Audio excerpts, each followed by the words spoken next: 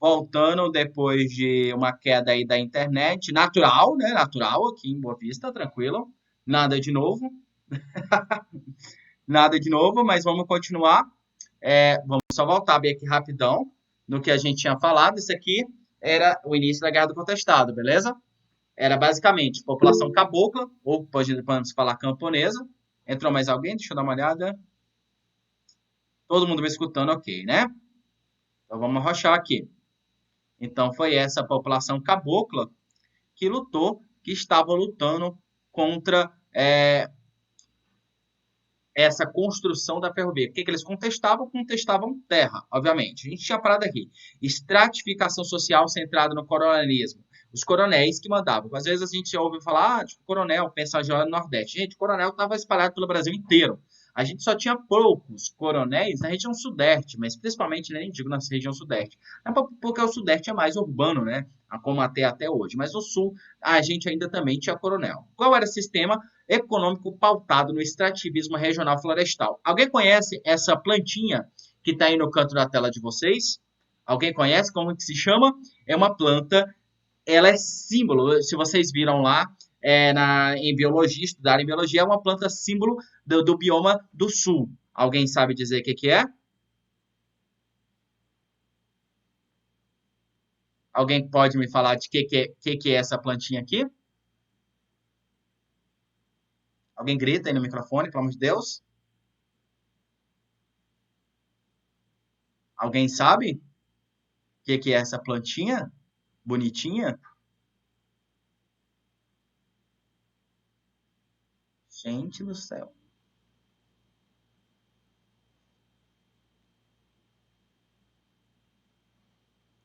Ninguém sabe, gente, o que é essa plantinha. Bora, gente, participa da aula. Bora. Alguém? Só lembrar do bioma, pessoal. Isso é um pinhal, beleza? Muito, muito como é. Se você for, por exemplo, se eu já vi no Goiano, já vi. Ela dá uns pinhos bastante parecido, mas ela é do sul. A madeira dela, até 1940, era muito comercializada. Foi tão comercializada que quase causou a extinção dessa planta, que é o símbolo do sul brasileiro. Beleza? Disputas políticas localizadas, que obviamente daquela região, que estava ainda uma disputa. Que era Rio Grande, o que era Santa Catarina e o que era Paraná. Esse limite que estava em discussão desde o período do Brasil Império ainda não estava sendo, não tinha causado um limite de certa forma entre esses dois estados. E eles estavam em brigas. Envolvidos 10 mil soldados do exército encantado de São Sebastião. Exército Encantado. Assustaram com esse nome? Não é pra você se assustar, não, meu povo. Exército Encantado era o exército da Guerra do Contestado, desses caboclos. Esses caboclos, eles acreditavam, eles tinham um papel religioso muito grande. E é eles que vão elucidar essa concepção de poder do Estado, que o exército era exército de Deus, enviados por Deus para travar uma guerra santa contra o poder federal. 7 mil soldados do Exército Brasileiro e 1.000 soldados civis contratados ali do poder central, do poder federal. Presidentes envolvidos. O primeiro ente é o Hermes da Fonseca, que é um cara extremamente violento, a gente conversou bastante sobre ele, era um dos mais violentos da Primeira República, e Venceslau Braz, novamente, Venceslau Braz, a gente já escutou falar dele, que a gente falou de Primeira República, é o presidente da Primeira Guerra Mundial, beleza? É o presidente Venceslau Braz da Primeira Guerra Mundial. Quais são os governadores envolvidos financiando essa guerra? De Santa Catarina, a gente tem Vidal Ramos e Felipe Schmidt, e Paraná, Carlos Cavalcante e Afonso Camargo. A não ser que você vai fazer uma prova lá nesses estados, eu sugiro que vocês não foquem muito nesses governadores e foquem mais nos presidentes, que há chance de cair mais sobre eles, beleza?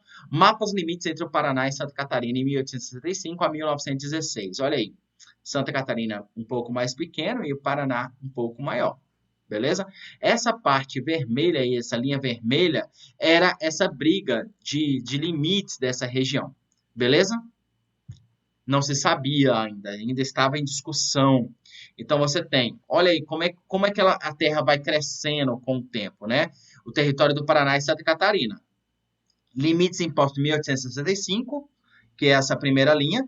Depois, essa linha pontilhada vai ser os limites impostos em 1879. Depois, os limites atuais, definidos em 1916, ou seja, até o final da Guerra do Contestado. Beleza? Ainda tem uma outra partezinha ali que vai aumentar ainda mais. Área localizada entre os rios de Peixe e Piperiguaçu, entendendo os territórios de Curitiba, Curitibanos e Campos Novos. Região disputada pelos dois estados desde 1853, quando da criação da província do Paraná, permanecendo em litígio até o período republicano. Ok? Olha ali, principalmente a cidade de Canoinhas, Porto União, Palmas, todas essas cidades ela tem grandes disputas territoriais. Construção da estrada de ferro foi de todos os problemas o principal, que vai mais jogar a população contra o governo federal. Originalmente, os moradores da região eram poceiros, caboclos e pequenos fazendeiros que viviam de comercialização de pequenos produtos. Esse que era o problema. Provavelmente, se eles fossem grandes fazendeiros, eles não teriam ninguém teria mexido com eles. No entanto, eram pequenos poceiros. A gente tem que lembrar que desde 1880, muita gente está sendo trazida de várias regiões. Então, obviamente, muita gente que foi trazida da Europa e tudo mais, morava nessa região e virou pequenos ali caboclos, pequenos porceiros, pequenos fazendeiros. No final do século XIX, o governo brasileiro autorizou a construção de uma estrada de ferro ligando os estados de São Paulo e Rio Grande do Sul. Do jeito que eu falei para vocês, de São Paulo a Rio Grande do Sul. E aí desapropriou uma faixa de terra de aproximadamente 30 quilômetros de largura, uma espécie de corredor onde passaria a linha férrea. E tudo nesses 30 quilômetros a empresa poderia explorar à vontade. O que eles estavam querendo? Essa árvore pinhal, que tinha uma madeira muito importante. Aí, a guerra, onde seria a linha férrea, ligando aí, ó, e saía lá de São Paulo, passava por todo o Paraná, Santa Catarina, Passo Fundo, ia até Uruguaiana, Santa Maria e Porto Alegre. E aí a região disputada entre o Paraná e Santa Catarina, e bem ali na parte de Santa Catarina, a região da Guerra do Contestado. Beleza? Beleza, construção de ferro. A responsável pela construção de ferro, a empresa norte-americana Brazil Highways Company, do proprietário de Percival, isso aqui a gente já conversou, uma empresa de extração de madeira. Que a gente tem que lembrar, uma empresa de extração de madeira. Mas era ela que iria construir a estrada de ferro. Com isso, os pequenos fazendeiros que trabalhavam na extração de madeira foram arruinados pelo domínio da Lumber sobre a floresta da região. A construção da estrada acabou atraindo muitos trabalhadores para a região onde ocorria a Guerra do Contestado. Com o fim das obras, o grande número de imigrantes que se deslocou para o local ficou sem emprego e, consequentemente, numa situação econômica extremamente precária. E é essa galera que vai engrossar esse exército encantado. Os principais elementos políticos e econômicos que levaram à eclosão da Guerra do Contestado. Primeiro, os termos de acordo firmado com o governo brasileiro levavam de uma só vez a expulsão dos poceiros que trabalhavam no local. Olha aí, é expulsão, ninguém era indenizado. Pouco se lixando, vamos jogar eles às traças. A falência de vários pequenos fazendeiros que viviam da extração de madeira, que agora, com uma grande companhia, foi jogada às traças. Formação de um contingente de mão de obra disponível e desempregada até o fim da construção. Essa falência criou uma grande mão de obra miserável que aceitava com qualquer salário. Essa galera trabalhou, no entanto, no final da construção da ferrovia, essa galera foi simplesmente jogada às traças. Outro elemento importante para o início do conflito, o messianismo. Esse messianismo, desde lá que a gente viu, de Antônio Conselheiro, vai ter no Rio Grande do Sul também. A região era frequentada por monges que faziam trabalhos sociais e espirituais, e por vez e outra envolviam em grandes questões políticas, o que lhe dava um certo destaque entre os moradores daquela região. Quais que a gente vai ter? A gente vai ter vários na Guerra do Contestado. O primeiro, João Maria d'Agostinho, é o mais famoso. O primeiro deles, o Giovanni João Maria d'Agostinho, era imigrante italiano e residiu em Sorocaba, no São Paulo, mudando-se em seguida para o Rio Grande do Sul, onde viveu entre os anos de 1844 a 1848, onde viveu nesse período. Sua prisão foi decretada em 1848 pelo general Francisco José d'Andrea, barão de Caçapava, mediante o temor de levantes e concentração de populares que começava a ser comuns naquela região. Ficando, o monge foi proibido de voltar ao Rio Grande do Sul. Refugiou-se na ilha de Alvoredo, na Santa Catarina, depois na Lapa, no Paraná, na Serra do Monge, em Laje, Santa Catarina, desaparecendo misteriosamente em seguida. Ele é um dos grandes, digamos assim, que envolvia a população. Era muito parecido com o Antônio Conselheiro, porque ele era visto praticamente como um santo. Mas ele não foi o único que movimentou, que liderou a Guerra do Contestado. Beleza? O segundo monge, João Maria de Jesus, surgiu também misteriosamente no Paraná de Santa Catarina, tendo vivido entre 1886 a 1908, havendo na ocasião uma identificado com o primeiro, quem utilizava os mesmos métodos com curas com ervas, conselhos e água das fontes. Acreditava-se que seu verdadeiro nome era Atanás Macaf. Então, se João Maria de Jesus era um outro monge. Muita gente pensava que ele era o primeiro monge que ressurgiu, não diria reencarnou, mas ressuscitou até mesmo depois da morte. Que então você tem uma linhagem de monges ali que envolto ali de muita religiosidade. Eram pessoas que, principalmente na região mais pobre, essa população mais cabocla, ganhava uma fama muito grande. Depois a gente vai ter outro monge, o monge José Maria. O terceiro monge, José Maria, surgiu em 1911 no município de Campos Novos, Santa Catarina, e foi o segundo, alguns historiadores, um ex-militar da Guerra do Paraguai. De acordo com o lado da polícia de Vila de Palmas, no Paraná, seu verdadeiro nome era Miguel Luceno de Boaventura, um soldado desertor condenado por estupro. Dizia ser irmão do primeiro monge e adotou o nome José Maria de Santo Agostinho. Utilizava também os mesmos métodos de cura anteriores dos outros dois. Ao contrário do isolamento, organizava agrupamentos fundados os quatro santos, acompanhado com uma vida própria, e os pares de França, uma guerra especial formada de 24 homens que acompanhavam numa alusão à cavalaria de Carlos Magno na Idade Média. Então, o mais famoso vai ser o monge José Maria. Era esse cara que vai liderar, basicamente, quase toda a Guerra do Contestado. Beleza? O que esse José Maria fazia? Tudo pertencia a todos, era a primeira ideia dele. Então, o que ele contestava? Aqui, ele brigava por esse poder, digamos assim, estatal, que deu poder à empresa de controlar tudo. Então, ele era um desses revoltados. O comércio convencional foi abolido, sendo apenas permitido trocas. Então, ele vai abolir o dinheiro e você apenas pode trocar. Gente, para indica quem é Karl Marx diante disso, né? Quem é Karl Marx diante de José Maria na Guerra do Contestado? É de destacar a importância atribuída às mulheres na sociedade. A virgindade era particularmente extremamente valorizada. Então a ideia de virgindade era muito valorizada e uma mulher virgem era algo a ser valorizado. Bandeira da monarquia celestial. Branca com uma cruz verde, evoca um estandarte das antigas ordens monárquicas militares, como a dos templários, por exemplo. O que a gente pode observar de José Maria? José Maria provavelmente era um cara estudado, não era alguém besta. Alguém que conhece Carlos Magno, simbologia medieval nesse período, era alguém que tinha estudado. Então ele evocava muito essa questão de cruzadas, poder da monarquia religiosa, que era uma monarquia medieval.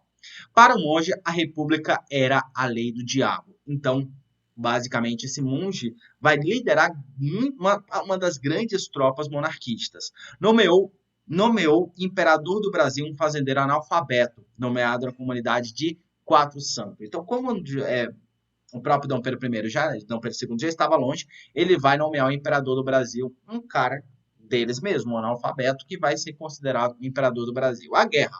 Vamos conhecer um pouquinho essa guerra que vai ser literalmente também um massacre. A mobilização na região passou a incomodar o governo federal, não apenas por crescer rapidamente com a formação de novas comunidades, mas também porque os rebeldes passaram a associar os problemas econômicos e sociais à República. Todos os problemas sociais que explodiram no período da República, todos os problemas sociais com favelas e tudo mais, mas também até mesmo corrupção que vai se alastrar nessa república, vão ser associados à república. E isso incomodava o poder federal. Ao mesmo tempo, os coronéis locais ficavam incomodados com o surgimento de lideranças paralelas como José Maria. exatamente porque essa galera, o poder federal já tinha vivido isso em Canudos. Já a igreja, diante do messianismo que envolvia o movimento, também defendeu a intervenção na região. A igreja católica, apesar dessa galera, apesar de uma Maria trazer a questão de catolicismo muito forte, não apoiava José Maria. A gente tem que lembrar que a Igreja Católica ela estava revoltada com a monarquia há muito tempo, desde a questão religiosa. Vocês lembram que a gente passou sobre isso no Segundo Reinado. Então ela apoiou a República, que continuou apoiando durante toda a Primeira República. Então ela era contra a Igreja Católica, era contra o Beato, o Antônio Conselheiro? Era contra o José Maria? Era. Vai ser contra o Padim Padeciso? Também. Beleza? A guerra. De forma autoritária e repressiva, os governos do Paraná e de Santa Catarina, articulados com o presidente Hermes da Fonseca, começou a combater os rebeldes. São enviados tropas do Regimento de Segurança do Paraná, sob o comando do coronel João Galberto, que junto com José Maria morre em combate. Beleza? Nos primeiros anos de guerra, meu povo, nos primeiros anos de guerra, o José Maria vai morrer. Só que é muito interessante, ele morre, mas a ideia não. A ideia que ele implantou vai continuar. E a galera vai continuar na guerra porque fala, olha, José Maria vai ressuscitar e vai continuar lutando na guerra. Mas vamos ver mais um pouquinho. Principais redutos: Irani, Taquarussu, Caraguatá e Santa Maria. São as principais cidades que vão estar envolvidas durante a Guerra do Contestado. Essas cidades, inclusive, uniram-se em um grupo de fazendeiros prejudicados pela presença de Lamber na região. Começam a juntar até mesmo grandes fazendeiros e começar a financiar essa guerra. Embora tenha sido pouco sucesso nos 2 primeiros anos, o conflito as forças oficiais obtiveram a partir de 1914 sucessivas vitórias sobre os revoltosos. Com a nomeação do general Setembrino de Carvalho como comando das operações contra os fanáticos, a guerra muda de posição. O que vai modificar essa guerra vai ser de 1914 com esse general Setembrino. O nome dele não vai ser difícil de lembrar, com certeza. Beleza, a guerra. Famintos, porque eles foram, lembrando que nessa primeiro fato da guerra, eles foram cercados e deixaram literalmente diminuir cada vez mais a produção deles.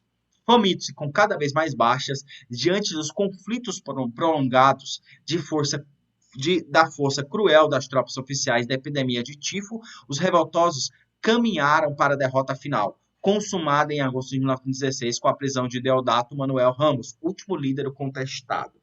Ok? Então, em 1914, basicamente 1914, o José Maria vai morrer, mas eles vão continuar lutando. Juntando isso, a pobreza, que era muito grande, a crueldade do poder federal, que assustava, e aí teve várias derrotas, as próprias derrotas deles, e até mesmo o último, que é Deodato Manuel, for preso, aí a coisa vai começar a mudar cada vez mais. E aí, então, eles vão se entregar. E aqui nessa imagem a gente está vendo presos durante esse período, literalmente mortos de fome. Pode ver bastante pobreza nisso. Olha esse aqui. Foto do arquivo dos exércitos onde rebeldes são presos, incluindo crianças. Atrás você está vendo o exército e quem está sentado vai ser os caboclos. Beleza. Na guerra. Na data de 12 de outubro de 1916, os governadores Felipe e Afonso assinaram um acordo de município de Campos do Irani. Passou a se chamar Concórdia. Tudo isso para movimentar tropas. Olha ali. Ok? Vamos só para me voltar aqui. Depois, após a guerra, esse Campos do Irani, que tinha um nome muito forte, principalmente porque foram nome dados por esses revoltosos da Guerra de Contestado, passa a se chamar, ele tem um acordo e passa a se chamar Concórdia. Concórdia, então, fica na divisa entre Paraná e Santa Catarina. Depois desse acordo de 1916, vão assinar outros acordos, até mesmo por divisão da terra. Quem vai sair perdendo vai ser esse exército encantado que vai perder e vai ser massacrado, tal como aconteceu na Guerra do Contestado. Olha aqui, nessa nova região do Contestado. E aí vai ser o próprio ai, meu Deus do céu, estou gaguejando demais hoje. Santa Catarina vai ganhar um espaço maior de terra e Paraná também. Vai ser, a partir disso, depois ele vai até ganhar um território ainda maior. Aqui, o monumento da Guerra do Contestado, na cidade de Irani, na Santa Catarina. Olha ali, Irani, berço do Contestado. Se algum dia vocês tiverem a oportunidade de ir nessa região, tem vários museus sobre eles, mas o mais famoso fica nessa representação da Guerra do Contestado. Ok? Cangaço. Alguém já ouviu falar assim? A Boa Vista é famosa pelos seus, pelas quadrilhas, não é não? Então as quadrilhas sempre fazem alusão a cangaço. Alguém já foi nas quadrilhas aqui? Com certeza quem já foi nas quadrilhas vai lembrar de vários enredos das quadrilhas elucidando o cangaço. Porque o cangaço é muito forte. O cangaço, diferente, e aí eu queria que fosse diferente, da Guerra do Contestado e Guerra de Canudos, que é o messianismo, o cangaço a gente vai ver um novo termo chamado de banditismo. Lembra? Guerra de Canudos, Guerra do Contestado, messianismo. Cangaço, banditismo. Beleza? Banditismo. O que é banditismo? As pessoas vão começar a colocar bandidos como heróis. Ok? O cangaço, se eu fosse falar para uma galera mais nerd, eu não sei se vocês são nerds, mas eles são anti-heróis. O que são anti-heróis? São pessoas com nenhuma atitude de herói, mas que é considerado herói porque está lutando com um outro mal. Tá ligado? Ou a galera do cangaço é vista, de certo modo, como a galera do mal. Por alguns. Beleza? Bandido, roubava, estrupava e tudo mais. Mas por outros, ele estrupava, matava, roubava quem era o grande. Tá ligado? Então, é uma visão muito grande. O que foi o cangaço? O cangaço foi um fenômeno ocorrido no Nordeste brasileiro em meados do século XIX e o início do século XX. O cangaço tem suas origens em questões sociais fundiárias do Nordeste brasileiro, caracterizadas por ações violentas de grupos de indivíduos isolados. Assaltavam fazendas, sequestravam coronéis, grandes fazendeiros, nesse caso, e saqueavam comboios e armazéns. Não tinham moradia fixa, viviam perambulando ali no sertão brasileiro, praticando tais crimes, fugindo e se escondendo. Então, basicamente, são quase 100 anos ali, 100 anos, mais de 50 anos, onde eles tinham essa sociedade, esses cangaceiros que ficavam andando de um lado para o outro. Alguns desses cangaceiros já tinham até trabalhado para alguns coronéis, mas com o tempo se revoltavam. É muito interessante porque eles não roubavam pobres, na sua maioria. Muitos sertanejos engrossaram os grupos de cangaceiros. Cangaceiros que eram revoltados. Era tido como um grupo revoltado contra coronéis e tudo mais. A palavra cangaço. Cangaço é uma palavra derivada de canga, peça de madeira simples em dupla que se colocava na parte exterior do pescoço dos dois carros de boi. Assim, cangaceiro foi o nome dado a todos os criminosos, uma vez que os prisioneiros eram obrigados a carregar seus pertencentes pendurados no pescoço. É aquele negócio que se...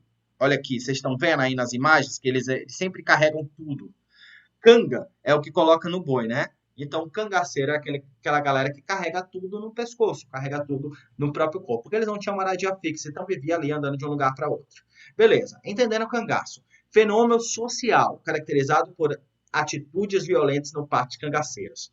Estes que andavam em bandos armados, espalhavam medo pelo sertão nordestino, promoviam saques a fazendas, atacavam comboios e chegavam a sequestrar fazendeiros para obtenção de resgate. Aqueles que respeitavam, atacavam as ordens de cangaceiros não sofriam. Pelo contrário, eram muitas vezes ajudados. Estas atitudes fazem com que o cangaceiro fosse respeitado e até mesmo admirado por parte da população da época. E aí eu quero saber de vocês, meu povo. Se eu tivesse aqui no como é que se fala? No, no Telegram ia colocar uma enquete. Cangaceiros, eu quero saber porque quero que vocês me falem até o final dessa aula. Heróis ou bandidos, beleza? Se ligam. Até o final da aula, eu quero que vocês pensem se eles são heróis ou bandidos. Vamos lá, continuar. Então, eles eram uma galera fora da lei, que matavam, prendiam, sequestravam, estrupavam grandes fazendeiros. Os coronéis, eles não abaixavam a cabeça para os coronéis. É o mais importante. Beleza? Olha aqui o mais famoso de todos. Lampião. De um lado, vocês estão vendo aí Lampião. Do lado de Lampião, Maria Bonita. Olha, eles carregavam tantas coisas com eles que os braços até andavam abertos. De tanta coisa que eles carregavam, era tudo. Aí arma, copo, negócio de água, tudo. Eles carregavam tudo. E, obviamente, as armas ali, né? Quem já foi no Nordeste, passar as férias no Nordeste, vai saber que essa figura do cangaceiro é muito importante para o Nordeste. Vamos lá, entendendo o cangaço. Os cangaceiros não moravam em locais fixos, possuíam uma vida nômade, ou seja, viviam um movimento de uma cidade a outra. Chegavam nas cidades, pediam recursos e ajuda aos moradores locais. Ao que se recusava a ajudar o bando, sobrava a violência. Quem assistiu, vamos lembrar, quem assistiu do Alto da Compadecida? O Alto da Compadecida vai lá, o cara vai lá pedir esmola, e aí ele vai marcando a cara de quem não ajuda ele. Vão lembrar disso aí. Então tem o padre que não ajuda ele, tem o coronel Antônio Moraes que não vai ajudar ele, vai ter até mesmo uma galera mais pobre que não vai ajudar ele, mas ele vai marcar a cara. Como não conseguiam as leis estabelecidas pelo governo, eram perseguidos constantemente pelos policiais, que a qual ele chamava de, acho que se eu não me engano, gente, se não me engano, tinha alguns que chamavam de pox fardados, uma coisa assim. Usavam roupas e chapéu de couro para proteger seus corpos durante as fugas de vegetação cheias de espinhos da caatinga. Além disso, recursos da vestimenta usavam todos os conhecimentos que possuíam sobre o território nordestino, fonte de água, erva, tipo de solo e vegetação, para fugir e obter esconderijo. Como eles eram grandes conhecedores da região, eles sabiam onde ir, onde se esconder, como fazer. E, obviamente, Caatinga é uma região onde tem muita terra vermelha e tudo mais. E o couro, além de proteger desses espinhos, ajudava até mesmo a eles se camuflarem na hora de correr. História do cangaço. Entre meados do século XIX e início do século XX, o Nordeste brasileiro normalmente viveu tempos difíceis, aterrorizado por um grupo de homens que espalhavam o terror em onde habitavam. Beleza? Eles eram os cangaceiros, bandidos que abraçavam a vida nômade e irregular de malfeitores por motivos diversos. Alguns deles foram impelidos por despotismo das mulheres poderosas. Beleza? Então, muita gente engrossavam ali, aceitavam e literalmente tinham os cangaceiros como justiceiros, em uma terra marcada por muita injustiça. Gente, o Nordeste é muita injustiça que tem no Nordeste. E aí os cangaceiros elucidava essa ideia de justiça social. Consta que nos primeiros homens a agir como cangaceiro teria sido o Cabeleira, como era chamado José Gomes, nascido em 1751 em Glória de Coitá, cidade da Zona da Mata pernambucana. Ele aterrorizou sua região, mas foi somente no final do século XIX que o cangaço ganhou força e prestígio, principalmente por Antônio Silvino, Lampião e Corisco.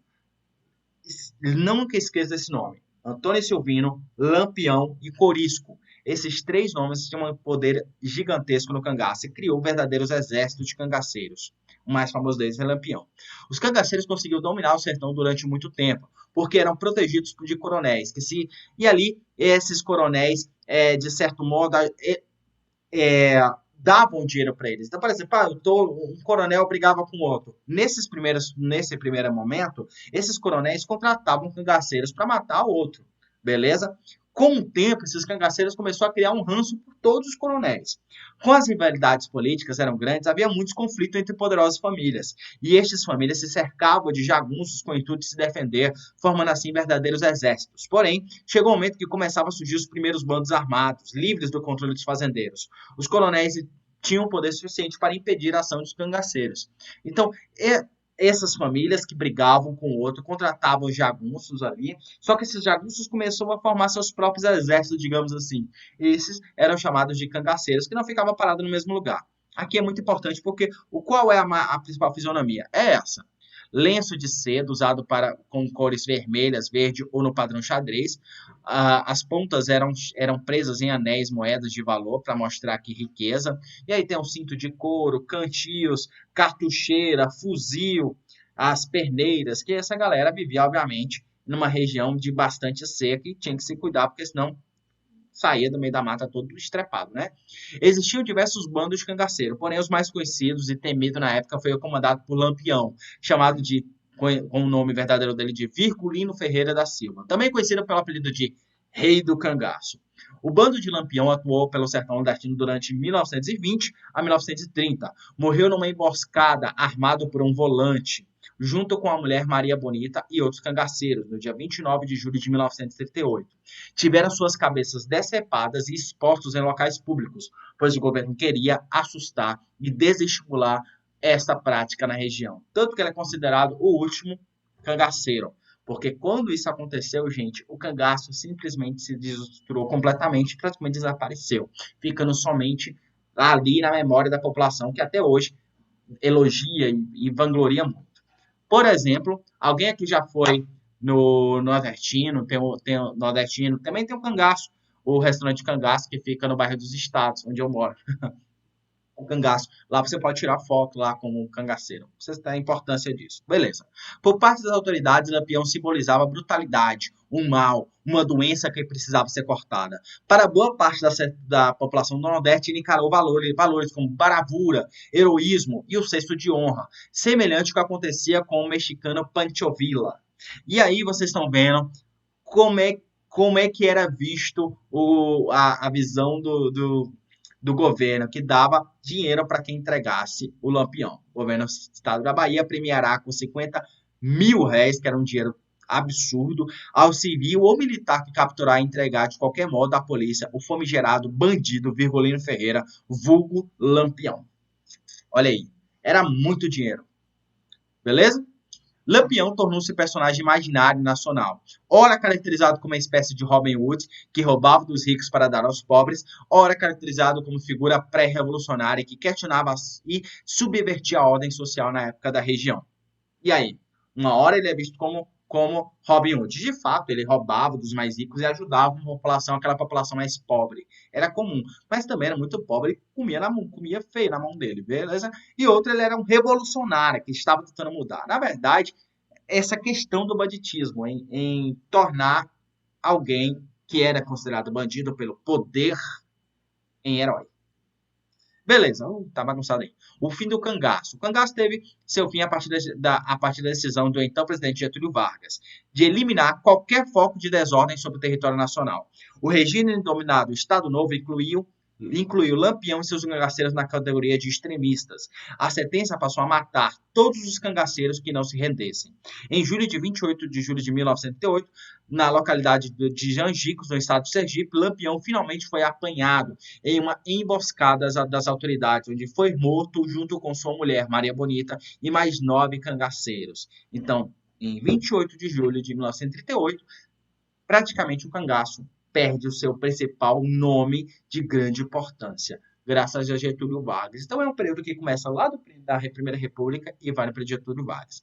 Os cangaceiros foram degolados, suas cabeças colocadas em latas contendo aguardente e cal para conservá-las. Foram expostas em toda a região do Nordeste, levadas em atrair multidões. Em acontecimento veio a marcar a final do cangaço, pois a partir da repercussão da morte de Jorge, os chefes de outros bandos existentes na Bahia vieram a se entregar às autoridades policiais para não serem mortos. Então, quando Lampião foi preso, gente, a cabeça dele foi tida, era exposta em várias regiões do Nordeste como exemplo. Desculpa as imagens fortes, mas eu tenho que mostrar. Era desse jeito. E era exposto. Como a cabeça deles estava em aguardente e cal, conseguia manter a cabeça do jeito que era. Olha outras aqui.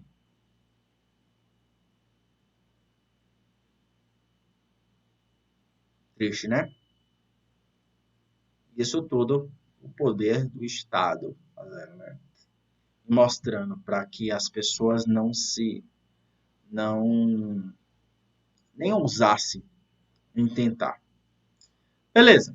O cangaço é ainda objeto de discussão entre pesquisadores. Para alguns estudiosos, foi uma forma simples de banditismo e criminalidade. Para outros, constitui uma forma de contestação social. Isto é uma forma encontrada por pessoas que viviam oprimidas para expressar sua revolta, sendo, por isso, reconhecida como legítima. Ok? Estátua de cangaceiro na entrada da Fazenda Nova, na BR-104. Beleza? Então, gente. Só que será que alguém se revoltou, além disso, contra eles? Sim. Uma das coisas mais famosas é a questão de Juazeiro. Lampião tentou invadir a cidade de Juazeiro e não conseguiu invadir a cidade de Juazeiro, que ele foi expulso. De acordo com alguns historiadores, foi a única cidade a qual ele não consegue invadir, a cidade de Juazeiro. Por isso que a gente vai ver brevemente a sedição de Juazeiro. E aí na imagem, a galera de Juazeiro se preparando para a entrada dos cangaceiros ali. Beleza. Sedição de Juazeiro foi uma revolta que ocorreu no sertão do Nordeste, tendo ponto central a cidade de Juazeiro do Norte, em 1914. Liderada pelo padre Cícero Romão Batista e pelo médico político Floro Bartolomeu contra a interferência do governo federal na política do estado do Ceará. Beleza? E aí, principais causas: os coronéis do sertão do Ceará estavam descontentes com a interferência do governo federal na política do estado. Beleza? O estado do Ceará não estava satisfeito, principalmente os coronéis, com o poder federal e vão começar a se revoltar contra o poder federal. O presidente Hermes da Fonseca interviu no governo cearense para diminuir o poder das oligarquias locais, no caso, os coronéis. Hermes da Fonseca, então, ele vai quebrar esse acordo de governadores e coronéis e vai tentar derrubar esses coronéis. A intervenção do poder tirou a política Acioli, tradicional e poderosa família na época. O fanatismo religioso também, a gente vai ver esse fanatismo religioso em Juazeiro. O descontentamento e a situação de miséria da população pobre favoreceram a participação de sertanejos no conflito. Esses sertanejos vão se juntar a então coronéis para lutar contra o poder federal. Sob a orientação e liderança do padre Cícero, acreditava estar participando de uma espécie de guerra santa contra as forças do mal, representado pelo governo federal. Objetivos: os coronéis pretendiam derrubar o governo do estado de Ceará e assumir o controle do governo estadual, livrando-o do poder da interferência do governo federal, ou também chamado de governo central. Então, os coronéis se juntaram com o padre Cícero para derrubar o governador do Ceará e aí liderar, liderar basicamente sozinhos o estado do Ceará. Conseguiram? Não. A revolta foi violenta, resultado em muitas mortes. O governo federal resolveu ceder, anulou a intervenção do governo cearense e devolveu o poder à família Acioli. Resumo: a sedição de Juazeiro foi uma revolta que ocorreu no sertão do Nordeste, tendo como ponto central Juazeiro do Norte em 1914, liderada pelo então padre Cícero e pelo médico político Flora Bartolomeu, contra a interferência do governo federal. Gente, mas a gente não pode esquecer a questão dos Juazeiro ali estava era uma cidade muito rica do Ceará. Tanto que ela foi tentada invadir por cangaceiros e não conseguiu. Não conseguiram. Isso depois da sedição de Juazeiro, que tentaram invadir a cidade de Juazeiro e não conseguiram. Da importância que Juazeiro tem e a importância que esses coronéis tinham na cidade de Juazeiro. De acordo com os historiadores, foi uma cidade que não conseguiram derrubar. Beleza? Então, meu povo, aqui a gente já está. Nossa, 8h47. Aí na próxima aula a gente vai ter revoltas urbanas. E aí tá uma imagem dessas revoltas urbanas que a gente vai ver na próxima aula. E aí, meu povo, gostaram? Gostaram da aula de hoje? E aí, os cangaceiros eram bandidos ou heróis? O que vocês acham? Tem como ser bandido e herói ao mesmo tempo?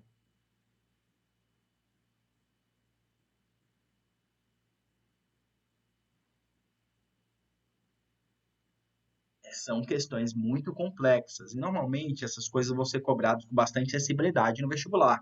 Então vocês têm que ter muito cuidado. Eu também acredito, metades bandidos, metades heróis. Aí você vai pensar, justifica a maldade para o que eles estavam tentando fazer? Justifica matar pessoas e tudo mais? É uma coisa que vocês têm que pensar nessa questão do cangaço, que é o mais importante. E aí a gente tem. E aí você tem. Vamos pensar de forma como se fosse um mapa mental. Você vai colocar revolta, se você fosse fazer um mapa mental. Revoltas rurais do período da Primeira República. Canudos, messianismo. Você tem o Antônio Conselheiro, que era um cara religioso, anti-república, que vai liderar uma das maiores organizações do Nordeste brasileiro. No Sul, você tem a Guerra do Contestado. José Maria, com o mesmo poder religioso, vai se juntar e transformar sua influência em algo político, também contra a República. No caso dos cangaceiros, você vai ter grupos armados contra também o poder federal. Mas nesse caso, eles nem lutavam, os cangaceiros, pelo menos, não lutavam contra o poder federal, lutavam contra os coronéis, que assolavam, causavam uma injustiça muito grande na região do Nordeste. E depois você vai ter a reedição de Juazeiro, que é uma revolta rural e urbana da cidade de Juazeiro contra o governador do Ceará, porque o governador do Ceará era o paga-pau, obviamente, devido à política de governadores, era um cara contra o poder federal. Na próxima aula a gente vai ver as revoltas urbanas que têm uma importância gigante, principalmente uma das mais importantes revoltas urbanas, a revolta da vacina. E não se esqueçam que amanhã eu tenho uma live com um professor lá do Tocantins, que é um professor de biologia do Instagram, Senhor Biologia, que a gente vai conversar um pouquinho sobre as vacinas. Ele vai falar do âmbito da biologia e eu vou falar do âmbito da história. Então a gente vai caminhar historicamente, mas também falando de biologia. Vai ser muito legal, porque eu espero poder contar com vocês nessa aula. Beleza? Gente, então, nossa aula e termina